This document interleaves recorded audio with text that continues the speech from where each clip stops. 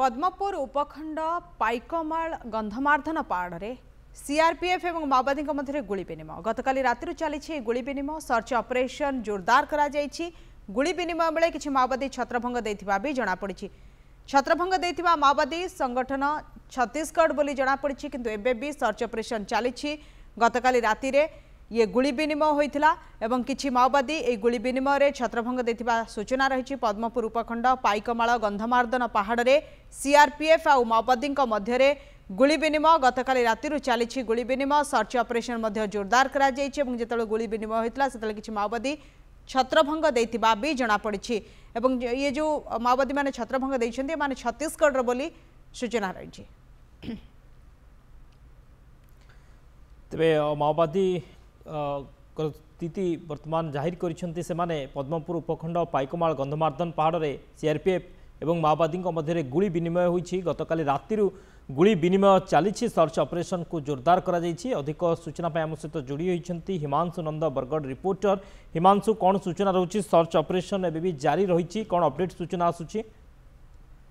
निहाती भावे देखंतु जो घटना की गतकाली रात्रि समय ही पुलिस एवं जो अर्धसामरिक बाहिनी रही उभयंकर मिलित भावे कम्बिंग ऑपरेशन जहाँ गंधमार्धन खनिजरन अंचल रे वर्तमान मध्य लगी रही सूचना रही। तेबे किछि गोटे विश्वस्त सूत्र खबर पाई पुलिस एवं एसओजी जवान से जगह कम्बिंग ऑपरेशन करथिले एवं से ऑपरेशन वर्तमान मध्य जारी रखिचंती। कारण किछि माओवादी से अंचल रे लुचि रहितिबा एवं से माने कोनोसी ना कोनोसी गोटे मंद उद्देश्य रखितिबा एहा को से माने अनुमान करथिले एवं तापरे कम्बिंग ऑपरेशन जोरदार कराइछि। किछि माओ सामग्री मध्य वर्तमान समय रे मिली सारिछि जहा कि तांकर व्यवहृत टोपी हेला से माने व्यवहार करथबा अनेक प्रकार सामग्री रही जहा कि जदि कहबा तांकर डबा खाद्य सामग्री अनेक रंधन सामग्री मध्य से स्थान रे देखिबा को मिलिछि। तेबे साधारण निर्वाचन पूर्व एपरी कोनोसी जे अघटन जेपरी न घटाइबे कारण सेही अंचल रे पूर्व जदि देखिबा गोटे 2 मास पूर्व मध्य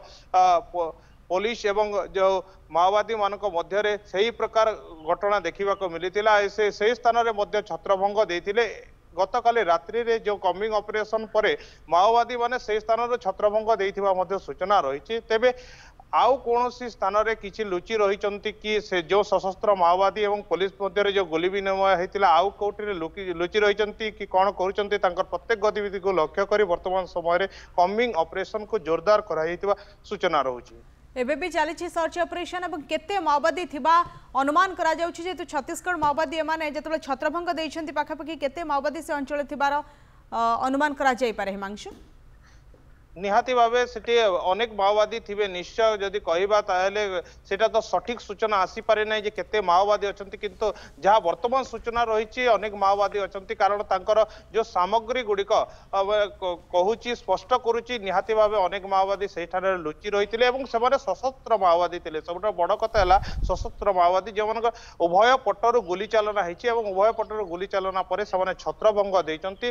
तेबे गोटे प्राक सूचना रहिछि जे माओवादी मानक दमन करिवारे बरगढ़ जिल्ला रे पुलिस मध्य सबले सक्षम रहुछि एवं जदि कहबा साधारण निर्वाचन पूर्व पुलिस रो कम्बिंग ऑपरेशन द्वारा ही माओवादी मानकर जो रणनीति गुडिक रहिछि ताहा मध्य निश्चय थमिबो ताहा मध्य अनुमान करा जाउछि।